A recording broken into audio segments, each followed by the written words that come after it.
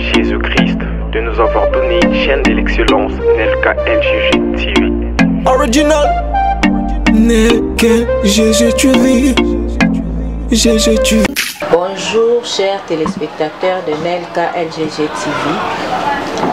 Demain c'est le 8 mars 2023, journée internationale de la femme. Donc nous allons rejoindre l'ONU Femmes et les Nations Unies pour célébrer la journée internationale de femmes, placée sous le thème pour un monde digital inclusif, innovation et technologie pour l'égalité des sexes. Chez nous en RDC, bien que nous n'allons pas fêter, tenant compte de ce qui se passe à l'Est, nous connaissons tous, il y a la souffrance, il y a les femmes qui sont brimées, violées, ainsi de suite. Donc nous ne pouvons pas, d'autre part, fêter, d'autre part, être en pleurs.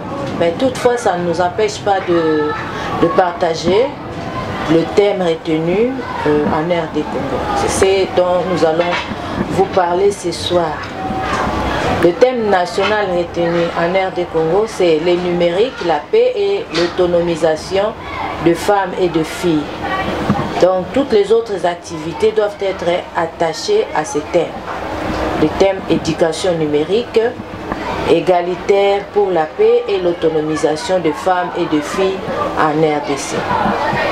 Il est tiré du thème mondial, comme je venais de vous dire là, pour un monde digital inclusif, innovation et technologie pour égalité de sexe.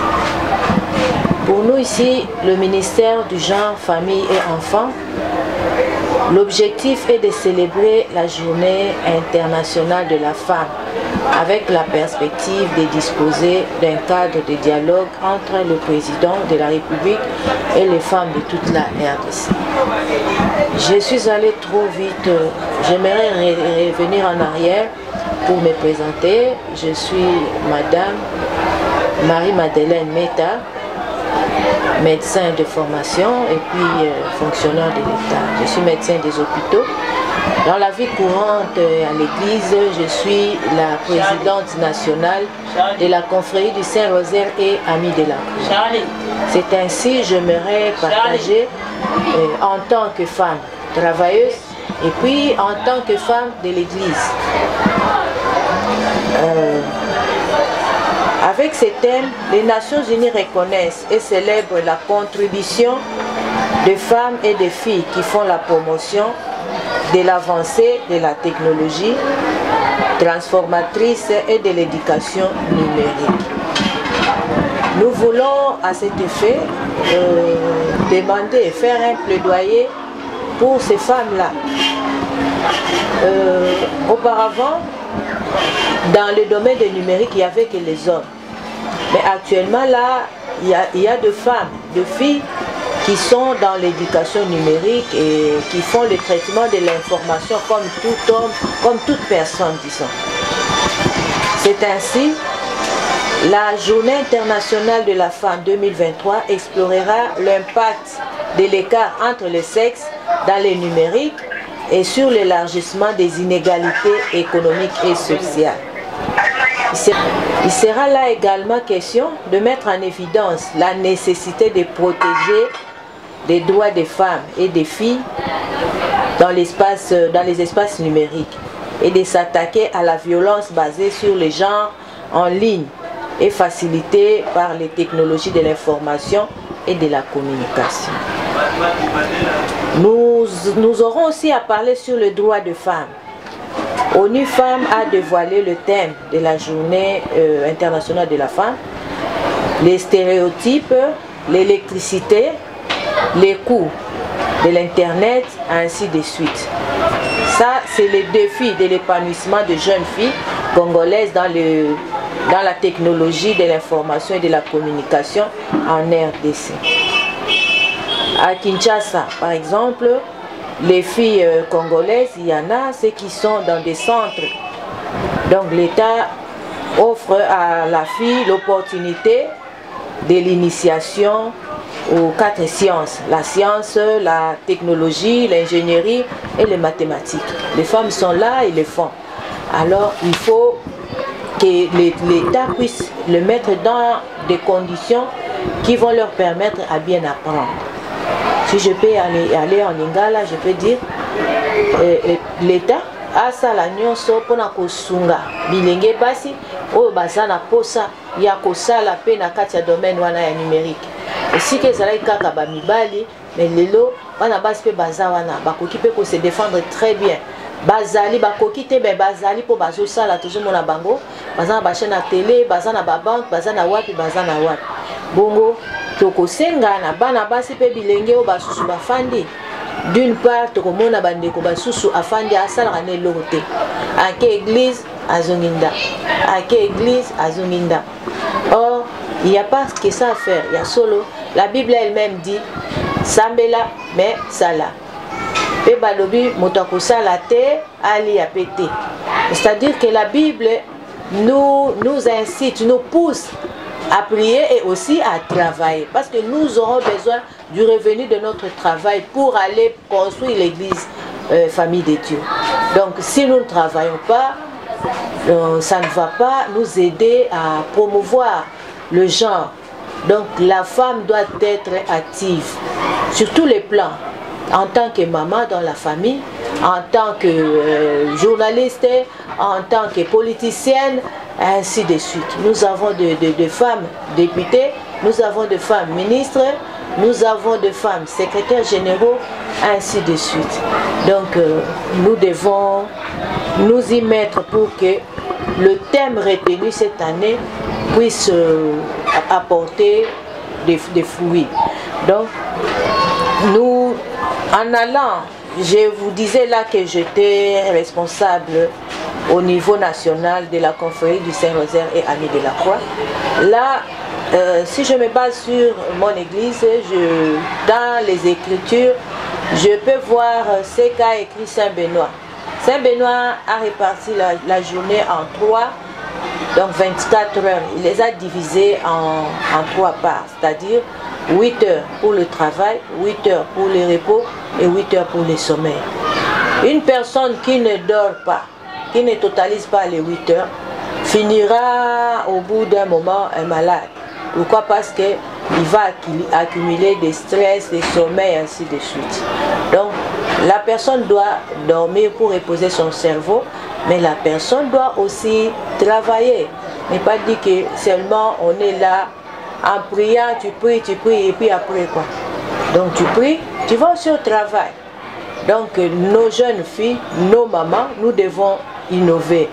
C'est ainsi nous sommes passés aujourd'hui pour stimuler le maman, la femme congolaise, la femme africaine. Pourquoi pas la femme du monde? Toutes les femmes, allez-y, soyons, mettons-nous debout pour promouvoir notre genre en tout. Donc cette année nous avons retenu le numérique. Une femme, parce qu'il y a évolution de la technologie. La technologie est avancée. Et une femme qui ne connaît pas l'internet, il y a beaucoup de choses. On lisait, il y avait la lecture qui vite la lecture est remplacée par l'internet.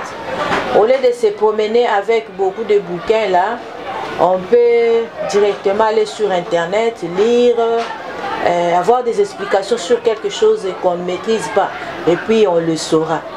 Mais si vous ne savez pas l'internet, vous ne connaissez pas, vous ne maîtrisez pas, ça sera un peu difficile parce que la technologie avance, le numérique avance.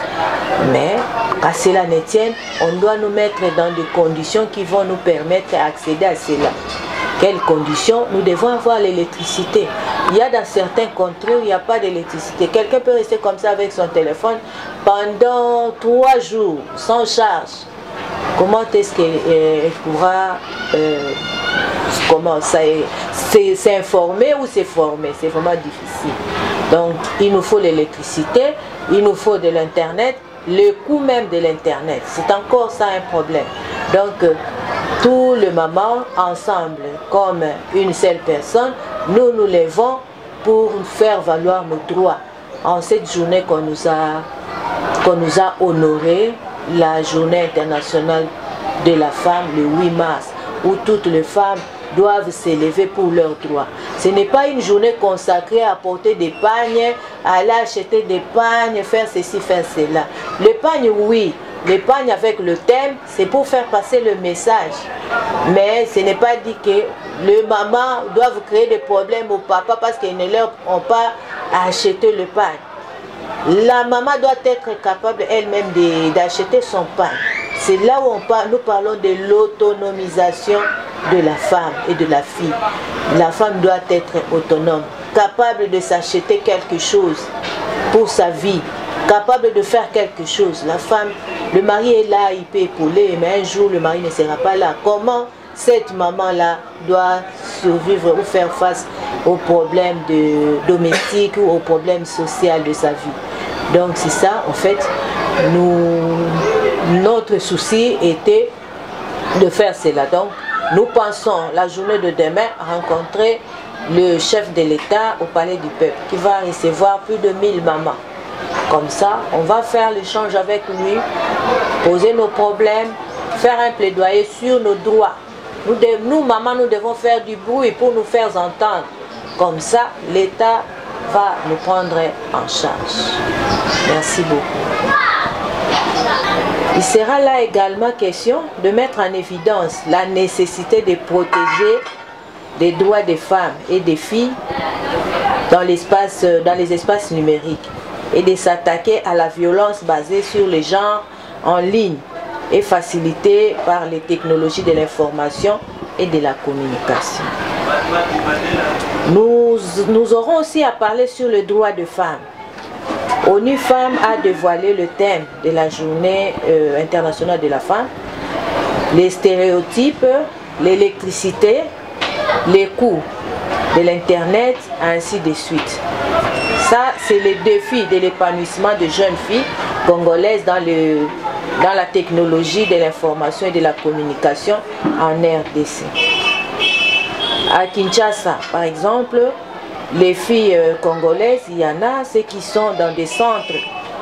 Donc l'État offre à la fille l'opportunité de l'initiation aux 4 sciences. La science, la technologie, l'ingénierie et les mathématiques. Les femmes sont là et le font. Alors il faut que l'État puisse le mettre dans des conditions qui vont leur permettre à bien apprendre.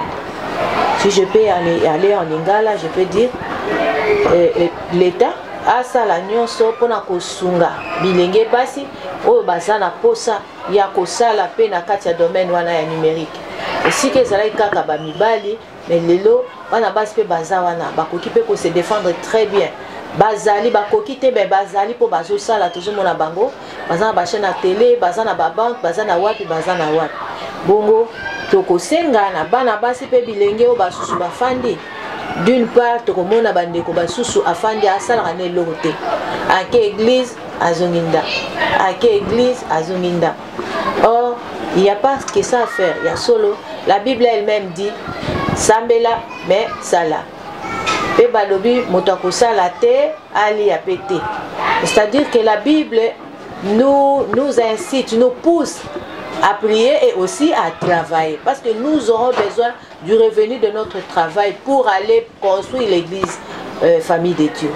Donc si nous ne travaillons pas, ça ne va pas nous aider à promouvoir le genre. Donc la femme doit être active sur tous les plans.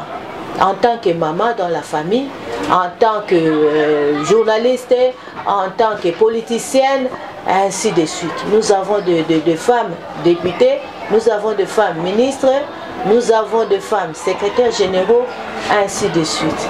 Donc nous devons nous y mettre pour que le thème retenu cette année puisse apporter des fruits. Donc nous, en allant, je vous disais là que j'étais responsable au niveau national de la confrérie du Saint-Rosaire et Amis de la Croix. Là, si je me base sur mon église, dans les Écritures, je peux voir ce qu'a écrit Saint Benoît.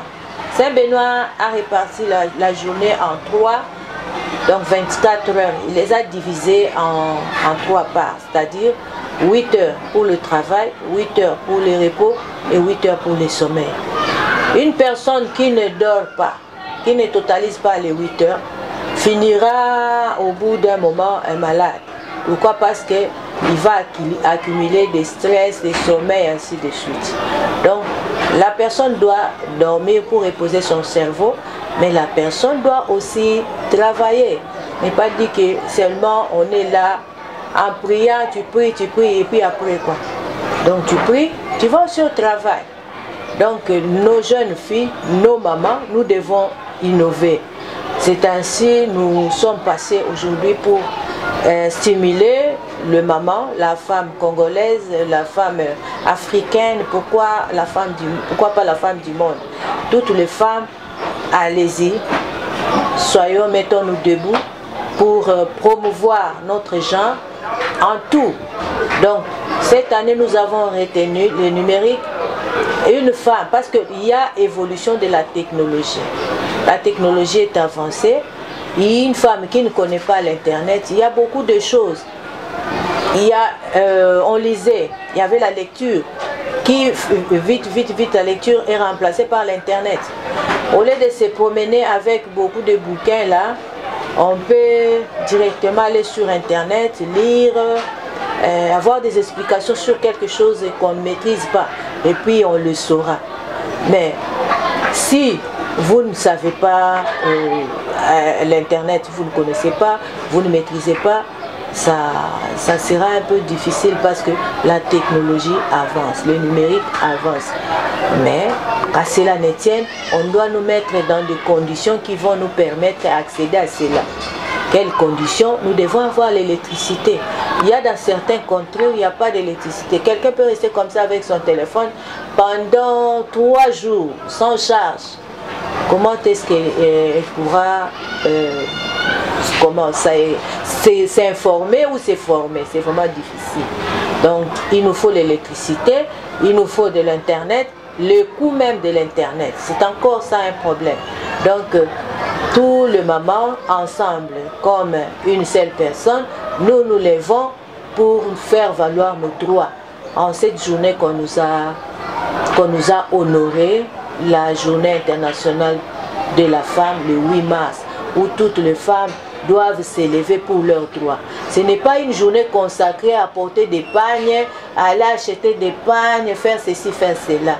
Le pagne, oui, le pagne avec le thème, c'est pour faire passer le message. Mais ce n'est pas dit que les mamans doivent créer des problèmes au papa parce qu'ils ne leur ont pas acheté le pagne. La maman doit être capable elle-même d'acheter son pain. C'est là où nous parlons de l'autonomisation de la femme et de la fille.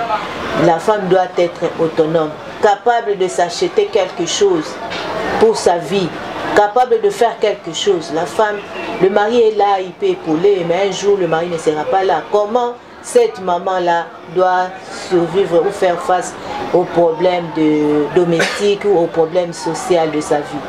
Donc c'est ça, en fait, notre souci était de faire cela. Donc nous pensons la journée de demain rencontrer le chef de l'État au Palais du Peuple qui va recevoir plus de 1000 mamans. Comme ça, on va faire l'échange avec lui, poser nos problèmes, faire un plaidoyer sur nos droits. Nous, mamans, nous devons faire du bruit pour nous faire entendre. Comme ça, l'État va nous prendre en charge. Merci beaucoup. Pour terminer, ou clôturer ma petite intervention, je salue, en passant, je salue la responsable, la promotrice de la chaîne, Maman Nelka, en Suisse. Merci maman, merci pour tout. Continue toujours avec ça pour promouvoir les mamans. C'est notre mois et merci pour m'avoir interviewé. Je salue encore ma fille Bénédicte Ndaya, l'amie des Lumières. Je salue aussi toutes mes filles, Nadège, Fallon, toutes les mamans du ministère des Relations avec le Parlement, notre ministre, notre secrétaire général, la maman directrice de ma direction et toutes les femmes médecins de la RDC. Je salue tous mes amis ainsi de suite. Vous êtes beaucoup. Si je commence à citer ici et j'oublie les autres, ça sera un problème. Toutes les mamans, je vous aime, je vous porte dans mon cœur. Que Dieu vous bénisse. Soyez fortes, levez-vous. Nous devons nous lever comme une seule personne pour lutter contre nos droits. Parce que c'est notre droit et nous avons toute la valeur de le faire. Parce que nous sommes mamans. C'est la maman qui porte la vie. Donc tous ces hommes-là, c'est nous qui les avons donné la vie. Alors nous ne devons pas rester derrière. Toutes les mamans debout pour les numériques. Merci. Merci Seigneur Jésus-Christ de nous avoir donné une chaîne de l'excellence Nelka LGG TV. Original Nelka LGG TV. GG TV.